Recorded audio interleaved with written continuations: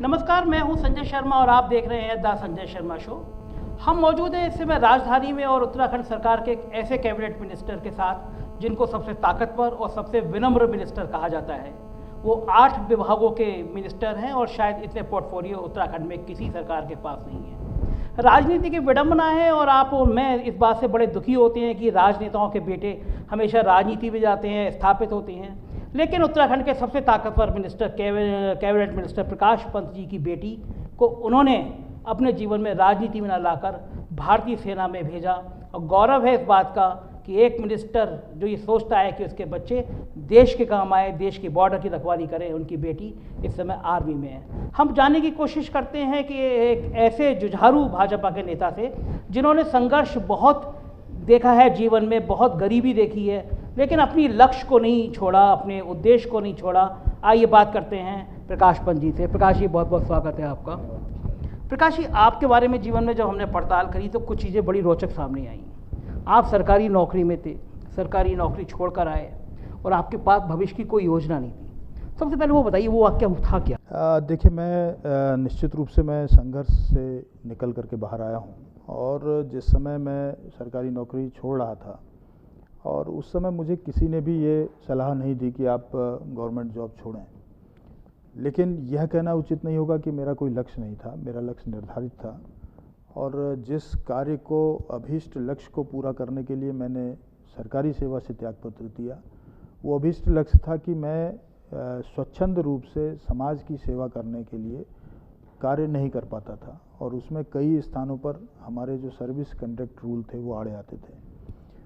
और इसके साथ साथ दूसरा लक्ष्य यह था कि मैं समाज के अंदर जो कमियां हैं, समाज के अंदर जो अंतिम व्यक्ति तक विकास की धारा पहुंचाने का सपना देश की आज़ादी के समय देखा गया था, उस सपने की पूर्ति बाहर रह करके नहीं हो सकती थी, इसलिए उसके अंदर प्रवेश करना आवश्यक था।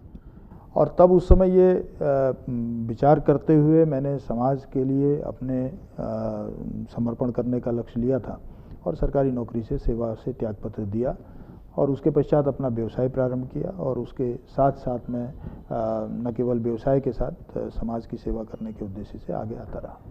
प्रकाश जी, एक किस्सा बताते हैं आपके दोस्त की। पैसे नहीं थे, माँ ने आपको 300 रुपये दिए थे। देखिए, ये एक बहुत मेरे लिए गौरव का विषय है कि जिस समय मैंने जॉब अपना छोड़ा था और उस समय निश्चित रूप से मेरे पास कैश नहीं था और मात्र 300 रुपये थे और माँ ने मेरी मदद की और माँ हमेशा से हमारे संघर्ष की और उन्होंने न केवल मदद की बल्कि हमारे मित्रों ने और मेरे व्यवसाय को स्थापित करने के लिए सबने सहयोग किया।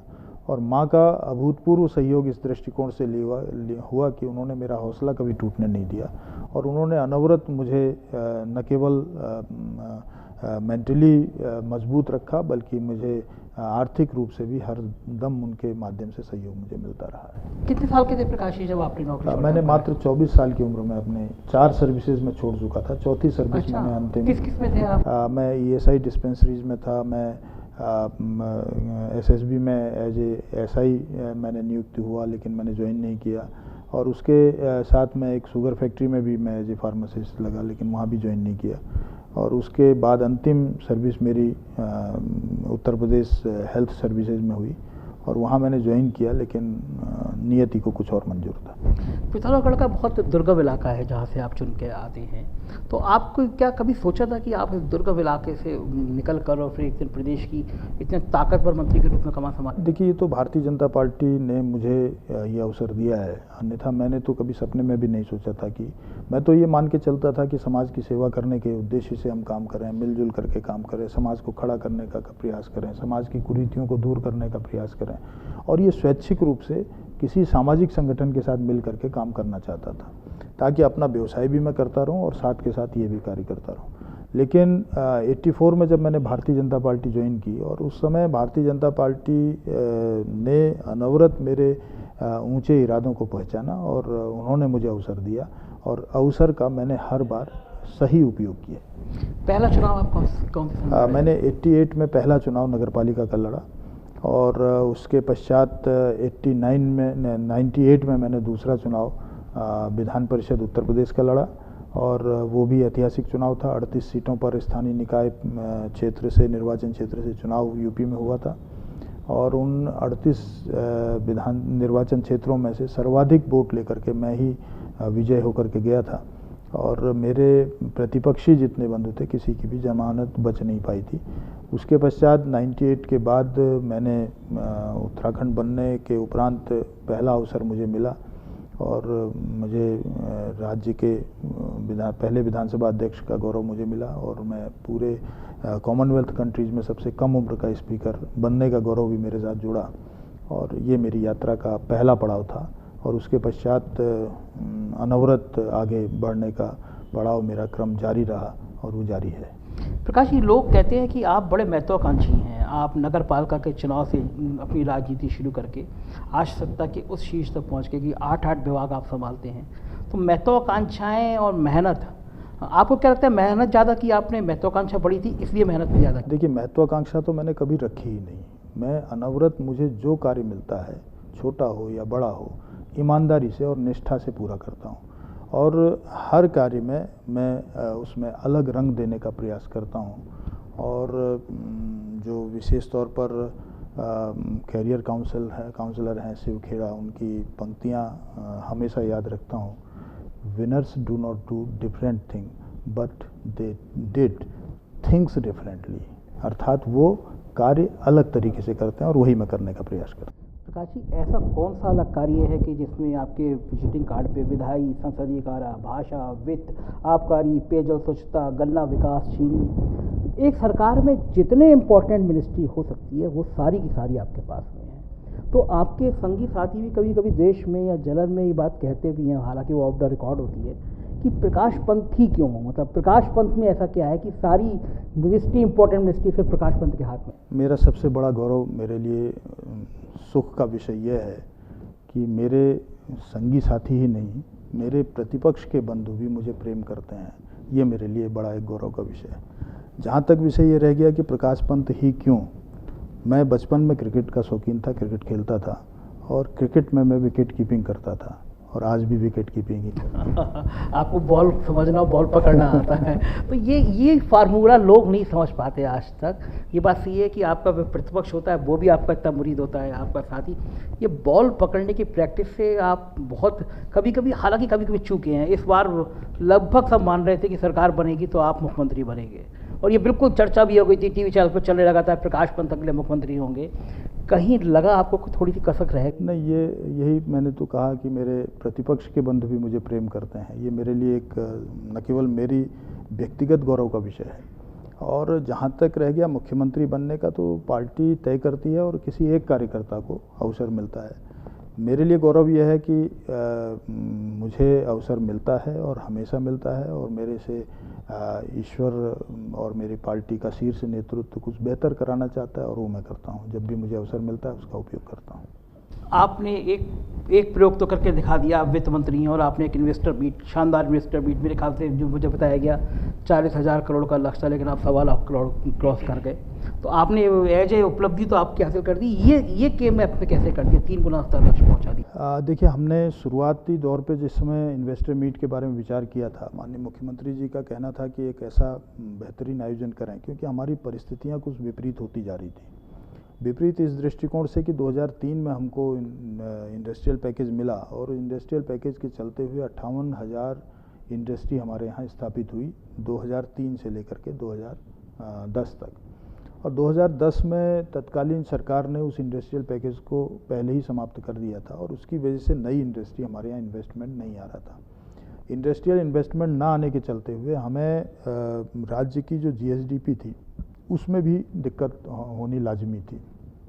और हमारा दूसरा जो सर्वाधिक बड़ा कारण था कि हमारे जो रिसोर्स थे, उन रिसोर्स में इंडस्ट्रियल सेक्टर का बहुत बड़ा योगदान था और हमारे लिए कुछ न कुछ हमें ये उपक्रम करना था कि ताकि औद्योगिक क्षेत्र हमारे सामने आए।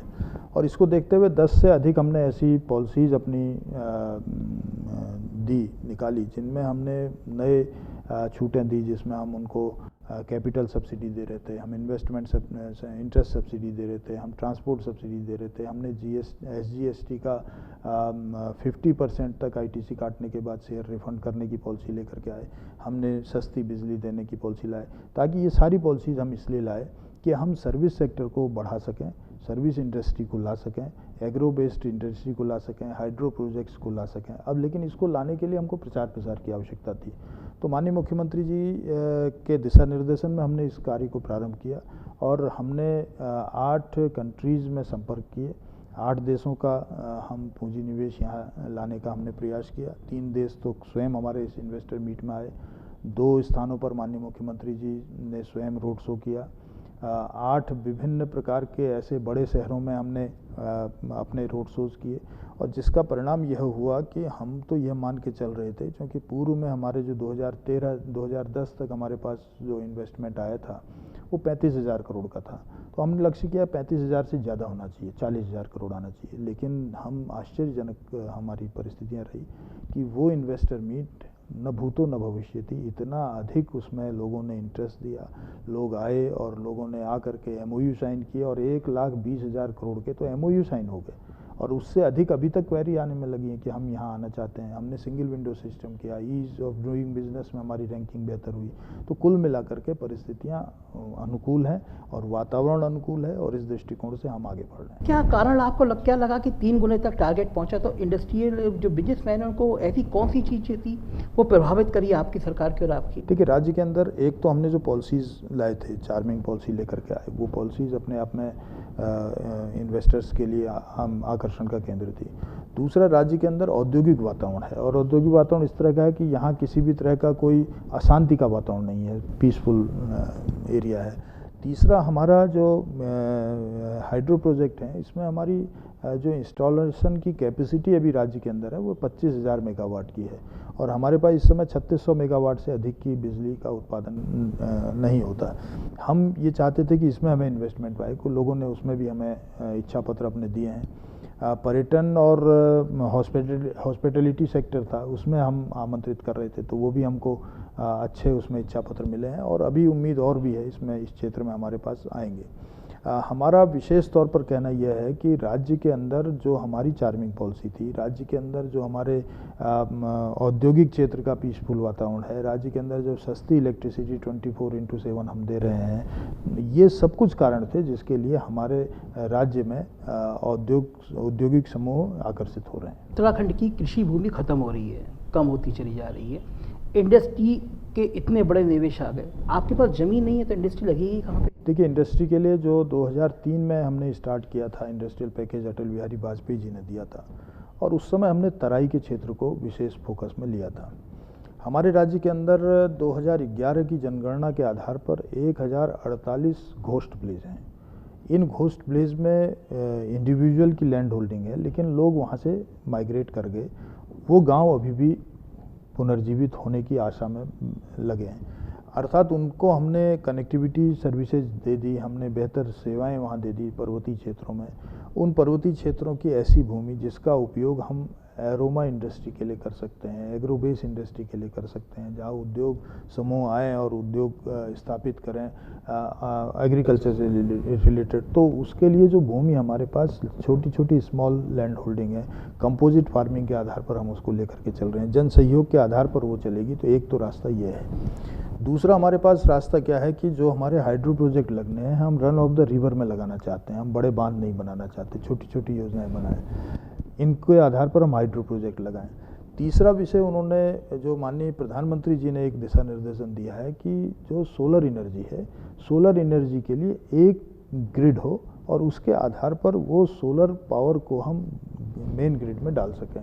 अभी तक की स्थिति है कि हम छोटे छोटे rooftop solar water system, solar heater system लगाते हैं, सोलर पावर के प्रोजेक्ट लगाते हैं, लेकिन उसको सप्लाई करने के लिए कोई एक ग्रिड की ऐसी स्थिति नहीं है कि नेशनल ग्रिड हो और उसमें सब डाल दें। हम चाहते हैं कि हमारी जो सोलर एनर्जी है उसका भी उपयोग हो, वो एग्रीकल्चर लैंड में हो, ऐसा आवश्यक नहीं है, वो कहीं भी किसी भी वेरन लैंड में भी हो सकती है, निष्प्रयोज्य ज़मीन में भी हो सकती है। हमारा फोकस विशेष तौर पर जो हमारी निष्प्रयोज्य ज़मीन है जिसका एग्रीकल्चर उपयोग नहीं हो सकता, उसका अन्य इंडस्ट्री में हम उपयोग करें। 7 लाख हेक्टेयर से आसपास हमारी रेवेन्यू लैंड है जो निष्प्रयोज्य है, बैरन लैंड है जिसका कोई उपयोग नहीं होता, उसका हम उपयोग करेंगे। हम ऐसे लैंड बैंक बना रहे हैं जिन लैंड बैंक में हम ये सब कुछ कर सकते हैं। एग्रीकल्चर लैंड हमारी 17% है, उस 17% एग्रीकल्चर लैंड को हम डिस्टर्ब नहीं करना चाहते, उसमें केवल और केवल एग्रीकल्चर का ही काम हो, इस बात को हम ध्यान रख रहे हैं। हमने अपने यूपीजेडए एक्ट में भी संशोधन किया और उसकी धारा 143 को हमने बनाई और जिसमें हमने ये प्रावधान कर दिया कि यदि कोई ऐसी इंडस्ट्री जो हॉस्पिटैलिटी से जुड़ी हो या एजुकेशन से जुड़ी हो या कोई ऐसी फील्ड से जुड़ी हो जिसका राज्य में इन्वेस्टमेंट का प्लान है और वो पर्वतीय क्षेत्रों में जाती है, तो वहाँ के लिए हम उसको छूट देने जा रहे हैं ताकि वो इंडस्ट्री आए और लैंड यूज़ कन्वर्जन की जो बने दिक्कतें हैं उन दिक्कतों से वो निकाल सके रास्ता। ये हैं उत्तराखंड के तेज तर्रार मिनिस्टर प्रकाश पंत जी। इनसे अभी और भी कुछ महत्वपूर्ण सवालों से बात करेंगे एक छोटे से ब्रेक के बाद।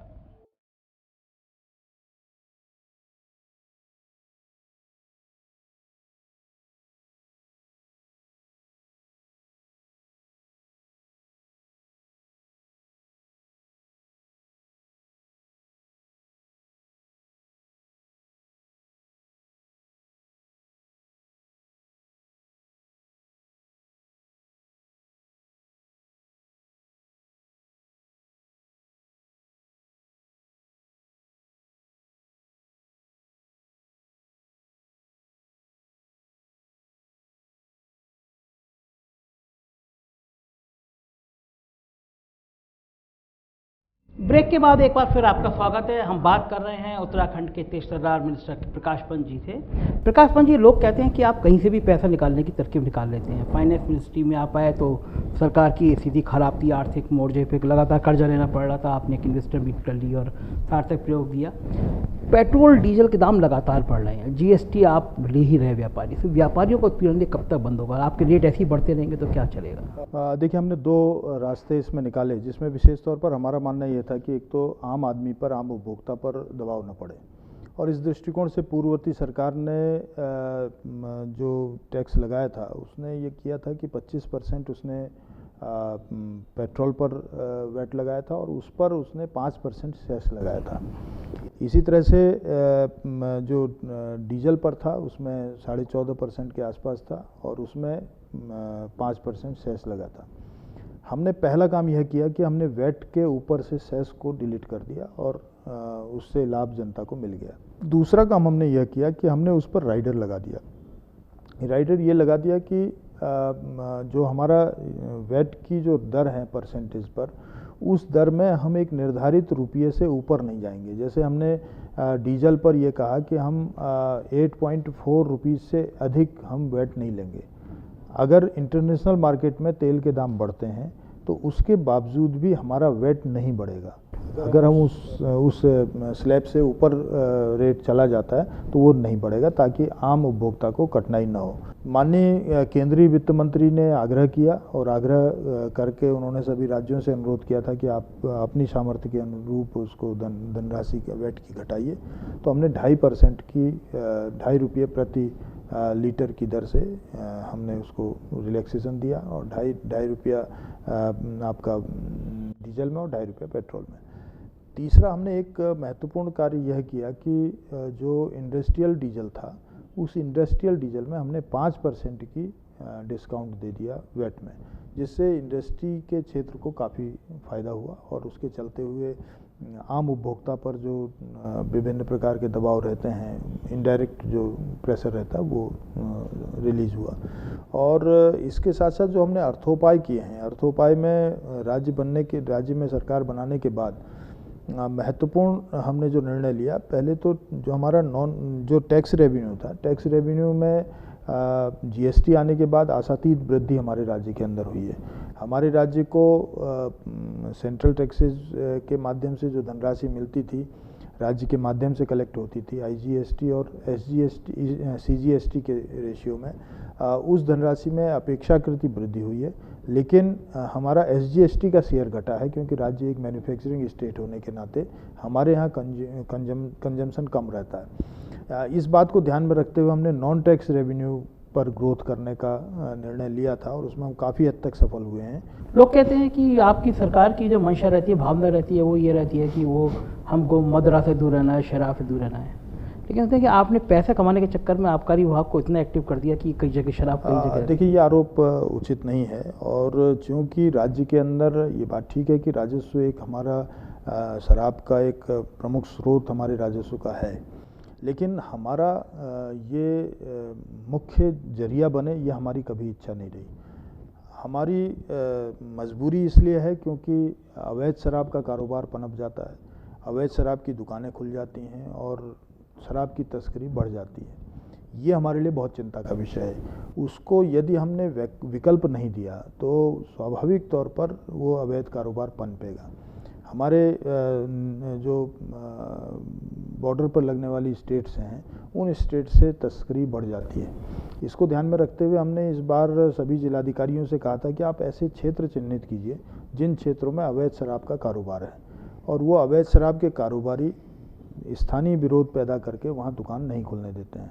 उन सभी क्षेत्रों को चिन्हित किया गया और उन स्थानों पर हमने दुकानें खोली ताकि वहाँ से अवैध शराब के कारोबार को समाप्त किया जा सके। धीरे धीरे हम उसको मिनिमाइज़ करेंगे, हम नियंत्रित करेंगे ताकि अवैध शराब का कारोबार हट जाए और जो भी दुकान हो वैध दुकान हो, जिससे न केवल क्वालिटी की शराब उसके पास जा सके और उसके आधार पर जो हमारे उपभोक्ता हैं उनके किसी स्वास्थ्य से खिलवाड़ न हो सके, राज्य के रेवेन्यू को नुकसान न हो और उसके साथ साथ अवैध कारोबार भी समाप्त हो। ये हमारा उसके पीछे का दृष्टिकोण है।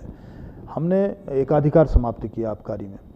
पूर्ववर्ती सरकार के समय में 3 तरह की प्रक्रियाएं थी। पहली प्रक्रिया जो हमारी एक्साइज एक्ट के तहत है कि जितनी भी डिस्टिलरी, क्योंकि राज्य के अंदर इंग्लिश लीकर की कोई डिस्टिलरी नहीं है, तो जितनी भी डिस्टिलरीज हैं उन डिस्टिलरीज को उनके पावर ऑफ अटॉर्नी लिए हुए किसी एक रिप्रेजेंटेटिव को अलाउ किया जाएगा कि वो यहाँ अपना कारोबार करे।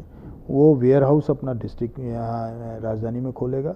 उसके पश्चात वो जिस डिस्ट्रिक्ट में अपना कारोबार करना चाहता है उसको लाइसेंस लेना पड़ेगा और वो लाइसेंस लेकर के उस ज़िले में जा कर के अपना उस लाइसेंस के आधार पर दुकान खोलेगा, होलसेल की दुकान खोलेगा, जिसको हम FL2 का लाइसेंस कहते हैं। तीसरा जो इसका दुकानें हैं वो रिटेल शॉप्स हैं। पहला वेयर हाउस हो गया। FL2 का लाइसेंस के आधार पर एक व्यक्ति के ही ब्रांड को परिचालित ज़्यादा किया जा रहा था, वो ब्रेक हुआ। आज 46 ब्रांड इस समय मार्केट में हैं। यहाँ पर्यटक प्रदेश होने के नाते पर्यटकों को आवश्यकता होती है और वो किसी नंबर 2 के कारोबारी के पास जाने की स्थिति उनकी न रहे, उनको वैलिड तरीके से उनकी आवश्यकताएं पूरी हों, इस बात का इस पॉलिसी के तहत ध्यान रखा गया। कुछ लोग ये चर्चा कर रहे हैं कि कोश्यारी जी ने मना कर दिया, तो जो 5 सीटें हैं इस बार आप 5 मेंबर ऑफ पार्लियामेंट जीते हुए हैं, तो इस बार एक सीट पे शायद कोश्यारी जी की सीट हो सकती है, वो आपको मेंबर ऑफ पार्लियामेंट के रूप में चुनाव लड़ाने की तैयारी है। तो मैं ये जानना चाहता हूँ कि आपका मन है चुनाव लड़ने का या आपकी निगाह मुख्यमंत्री की कुर्सी से हट जाए, इसके लिए आपको कहा जा रहा है? देखिए, ऐसा विषय तो कहीं चर्चा में कहीं आया नहीं। मैंने कहा ना, मेरे मित्र और मेरे प्रतिपक्षी बंधु भी मुझसे प्रेम करते हैं, तो ये मेरे लिए गौरव का विषय है। और जहाँ तक रह गई मुख्यमंत्री की कुर्सी, सांसद की कुर्सी, अब मैं तो सामान्य सा व्यक्ति था जिसकी जेब में 300 रुपये नहीं थे, उसे पार्टी ने यहाँ पहुँचा दिया। अब पार्टी क्या चाहेगी, कैसा करेगी, जो मुझसे चाहेगी वो काम मैं करूँगा। जो वर्तमान में माहौल है आपकी, इसमें जब 5 सीटें आप जीत के आए हैं, कुछ परेशानियां तो हो रही हैं, नोटबंदी के बाद का मुद्दा हो या आपकी केंद्र की सरकार पे पहली बार कुछ आरोप भी लगने का मामला हो, क्या लग रहा है सर 5 मेंबर ऑफ पार्लियामेंट की सीट आसान से निकाल पाएंगे या मुश्किल? निश्चित रूप से निकाल पाएंगे, क्योंकि देखिए वोटों का जो समीकरण है 2000 में जब राज्य बना था उसके बाद जो ट्रेंड रहा है यहाँ 33-34% वोट शेयर कांग्रेस और हमारा रहा है। लेकिन 2014 के इलेक्शन में ये वोट शेयर चेंज हुआ। कांग्रेस तो 27-28% पे आई और हम 21% वोटों के शेयर से आगे बढ़ गए। कांग्रेस और हमारे बीच में 21% वोटों का फासला था, जो अपने आप में एक जादुई आंकड़ा हमारे सामने है। ये जो 21% वोट स्विंग हुआ है, इसमें से हमने 4 या 5% तो कांग्रेस का लिया है। बाकी जो third front, so called third front है, निर्दलीय हैं या अन्य जो क्षेत्रीय दल हैं, उनका जो वोट शेयर है वो हमारी तरफ स्विंग हुआ है। ये जो वोट शेयर है जो हमारी तरफ स्विंग हो गया, ये अब कहीं जाने वाला नहीं, क्योंकि भारतीय जनता पार्टी एकमात्र ऐसा दल है जिसमें आने का दरवाज़ा तो है, एग्ज़िट डोर इसमें नहीं है। हमारे यहाँ से कोई आ जाता है तो वो यहीं रच बच जाता है, बाहर नहीं जाता। एक बात। दूसरा विषय यह है कि कांग्रेस के अंदर नेतृत्व का बहुत बड़ा संकट उनका है, वो भले ही राज्य स्तर पर हो या केंद्रीय स्तर पर हो, इसलिए ऐसा कोई चमत्कारिक कार्य उनके माध्यम से होना नहीं है। थर्ड फ्रंट जैसी कोई चीज़ यहाँ पर है नहीं। एंटी इनकम्बेंसी फैक्टर हो सकता है, स्थानीय स्तर पर भी हो सकता है, राज्य का भी हो सकता है, केंद्र का भी हो सकता है, इससे कोई नकार नहीं सकता, लेकिन वो एंटी इनकम्बेंसी फैक्टर 1.5 से 2% से ऊपर नहीं जाएगा। अब आप कल्पना करिए कि 21% वोटों का अंतर रहा है, 2% वोट शेयर ये भी घटा दीजिए जो एंटी इनकम्बेंसी का, 2-3% वोट शेयर जो इंडिपेंडेंट या ये हैं वो ले जाते हैं, तो भी कांग्रेस और हमारे मध्य 18% से नीचे का अंतर नहीं रहेगा और हम 5 की 5 सीटें भारी बहुमत से जीतेंगे। आप लोग तोड़फोड़ में माहिर रहते हैं, कभी कांग्रेस को तोड़ लेते हैं, कभी किसी और पार्टी को तोड़ लेते हैं, तो इस बार पार्लियामेंट के चुनाव से पहले कुछ फिर तोड़फोड़ का कोई योजना बनी है? देखिए, हमने कभी तोड़फोड़ की ही नहीं, कभी तोड़फोड़ नहीं की। हम राष्ट्रीय चिंतन को लेकर के चलते हैं। हमारी पार्टी की पंचनिष्ठाएं हैं, जो पंचनिष्ठाएं जब हमारी पार्टी 6 अप्रैल 1980 को गठित हुई थी उस समय हमने की थी और उसी को लेकर के हम आगे बढ़ रहे हैं। 12 लाख से ज़्यादा के मेंबर हैं। हम राष्ट्रीयता पर भरोसा करते हैं, हम लोकतंत्र पर भरोसा करते हैं, हम सर्वधर्म समभाव पर भरोसा करते हैं, हम मूल्यों पर आधारित राजनीति पर भरोसा करते हैं और गांधीवादी समाजवाद पर भरोसा करते हैं। जो हमारे साथ आएगा इन 5 निष्ठाओं को लेकर के उसका स्वागत है। दरवाजे हमारे खुले हैं, एग्जिट डोर नहीं है। आप ना ये सारी बातें आप कर रहे हैं, लेकिन जिन लोगों ने देखा कि जिनके जीवन पूरा जीवन कांग्रेस की राजनीति में गुजरा, वो आपके यहाँ एंट्री करते हैं, जो संघर्ष कर रहे हैं वो लोग पीछे जाते हैं और वो हम दमदमाते हुए चमचमाते हुए कैबिनेट मिनिस्टर बन जाते हैं।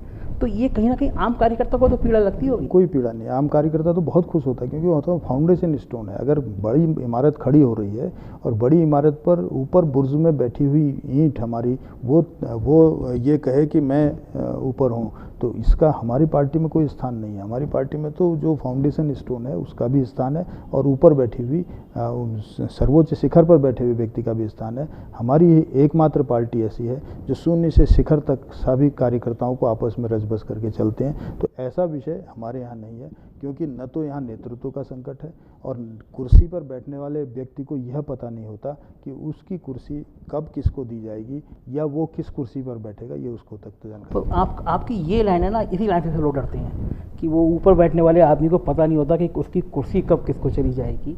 तो प्रकाश पंत जी के निगाह में वो वाली कुर्सी भी कहीं आती है? नहीं, मैं तो कभी किसी निगाह पे रखा ही नहीं। मैं तो सोचा भी नहीं था मैं यहाँ पहुँचूँगा। तो जिस व्यक्ति ने सोचा न हो और जिसको अपनी हर स्थिति का हर क्षण ज्ञान रहता हो, क्योंकि मैं आध्यात्मिक व्यक्ति हूँ, आध्यात्म को मानने वाला व्यक्ति हूँ।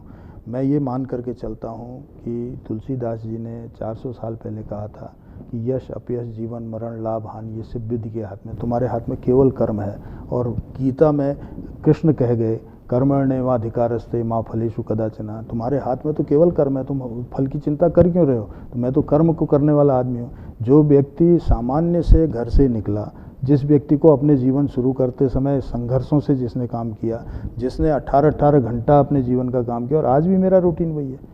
मैं अपने रूटीन को कोई चेंजेस नहीं लाता। मैं जनता के पास आप देखेंगे घर के आते हुए कोई पुलिस वाले ने रोका भी नहीं होगा, पूछा भी नहीं होगा। मैं भी हैरान था कि सीधे किसी ने सीधे कैमरा, हाँ, सीधे आप अंदर, मैं जहाँ बैठता हूँ वहाँ तक जा सकता। तो मैं तो सामान्य सा एक अंतिम छोर का व्यक्ति हूँ। तो इसलिए जो अंतिम छोर का व्यक्ति है उसने तो कभी कल्पना ही नहीं की थी, लेकिन पार्टी ने काम करवाया है। पार्टी जो काम करेगी वो हम करेंगे। अच्छा, एक आखिरी सवाल, बड़ी चर्चा का विषय रहती है और आम आदमी के लिए बड़ा ये प्रेरणा वाली बात भी है। एक बड़ा खराब टर्न आ रहा है कि राजनेता अपने बच्चों को राजनीति में लाना चाहते हैं, अपना उत्तराधिकारी बनाना चाहते हैं। आपकी बेटी सेना का उसने चयन किया, कैसे किया चयन और आपको कैसा लगा उस पल में? देखिए, घटना छोटी सी थी। घटना हमारे राष्ट्र के सुरक्षा से जुड़ा हुआ प्रश्न था और विषय ये हुआ कि मैंने तो बेटी को तैयार किया था कि वो जुडिशरी की तैयारी करेगी और मैंने उसको उसी के हिसाब से तैयार किया था। उसकी इच्छा भी जुडिशरी में जाने की थी। लेकिन घटना टीवी में हम दोनों बैठे देख रहे थे, क्योंकि जो सेना का मनोबल गिरने का विषय आ रहा था, कई तरह के इश्यूज आ रहे थे और वो सामने देखा। तो मैंने कहा, बेटा तुम क्या सेना में जाना पसंद करोगी? तो उसने थोड़ी देर शांत रही, फिर कहा कि पापा मुझे हाइट फोबिया है, मैं ऊपर नहीं चढ़ पाती। और उसके बाद उसने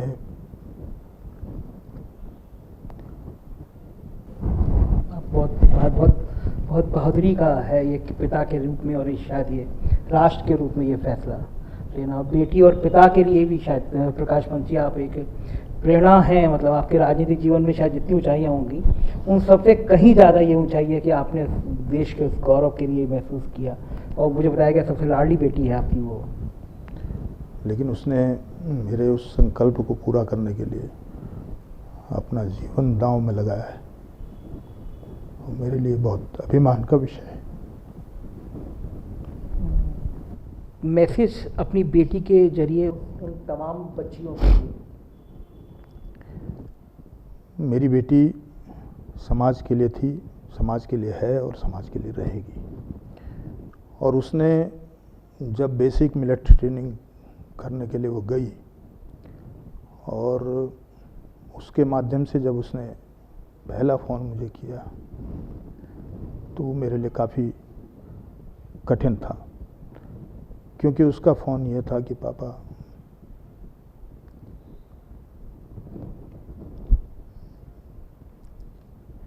मेरी बॉडी इसको स्वीकार नहीं कर पा रही।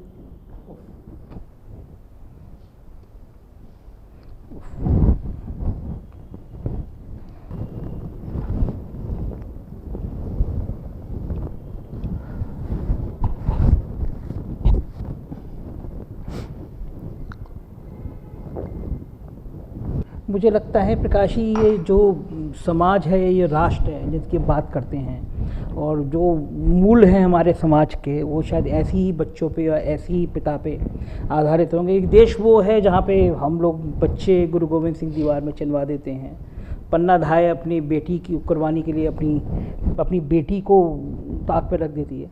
तो आप भावुक हैं, मतलब मैं महसूस कर सकता हूँ एक पिता का दर्द जिसने एक बेटी के लिए कहा। लेकिन मुझे लगता है ये राष्ट्र शायद ऐसी ही आहुतियों से, ऐसी ही त्याग से बनता है, और एक पिता का इतना कठोर हो जाना और एक उसके अंदर संवेदना पैदा हो जाना उस बेटी के लिए, दर्द के लिए, आप निश्चित रूप से बधाई के पात्र हैं। और ये राष्ट्र आपके और आपकी बेटी के लिए निश्चित रूप से कहीं ना कहीं दिल में सम्मान रखेगा। और हम कामना करेंगे जिस तरह कल्पना चावला से लेकर और तमाम हमारी बहनों ने और बेटियों ने इस राष्ट्र को आगे बढ़ाया है, आपकी बेटी भी एक दिन नाम गौरव करेगी। और आप भली कितनी ऊंचाई की शिखर पर पहुंच जाएं, लेकिन ये देश एक दिन आपकी बेटी के नाम पे आपको जानेगा। और वो लोग जो सोचते हैं और जिन्होंने, मैंने व्यक्तिगत महसूस किया जब वो फ़ोटो आया था प्रकाश जी, यकीन मानिए कि मैं उस समय राजधानी लखनऊ में था, तो लोगों ने वो फ़ोटो वायरल किया कि ये आज के दौर में जिस तरह राजनेता एक दूसरे को करने के लिए, अपने बच्चों को आगे बढ़ाने के लिए सारी नैतिकता दांव पे रख रहे हैं, उस दौर में एक राजनेता ऐसा है जिसने अपनी बेटी को, और आप जो बता रहे हैं कि वो ऊंचाई पे नहीं चल सकती, इसका प्रॉब्लम है, इसके बावजूद आपने सेना पे भेजा, बहुत बहुत बड़ी बात होती है। और मैं चूँकि प्रकाश जी भावुक हो रहे हैं तो मैं विषय को समाप्त करना चाहूँगा। निश्चित रूप से मेरे ज़िंदगी में जितने इंटरव्यू किए होंगे उसमें से एक ये इंटरव्यू मुझे यादगार रहेगा। इसलिए यादगार रहेगा कि मेरी बेटी है, आपकी बेटी होती हैं, हम बेटियों को कलेजे से लगा के रखते हैं। वो शायद बेटियां घर की चिड़िया होती हैं, घर के आंगन में चहचहाती हैं। और प्रकाश पंत जी ने जिस तरह से अपनी बेटी को, जो कह रही थी कि वो ऊंचाई पे नहीं जा सकती, मुझे प्रॉब्लम होती है, देश के लिए, सेना के लिए जिस तरह भेजा, उसके लिए जितनी शब्दों में सराहना की जाए कम है। मेरी गुजारिश रहेगी आपको, मैं प्रकाश पंत जी का नंबर डिस्प्ले करूँगा इंटरव्यू के बाद, एक मैसेज, एक चिट्ठी एक मिनिस्टर को नहीं, उस पिता को ज़रूर लिखिएगा और उसकी सराहना कीजिएगा कि उसने अपनी बेटी को इन विषम परिस्थितियों में देश के लिए, देश के सम्मान के लिए जिस तरह भेजा, ये राष्ट्र ऐसे पिता और ऐसी बेटी के लिए गर्व करता रहेगा। बहुत बहुत धन्यवाद।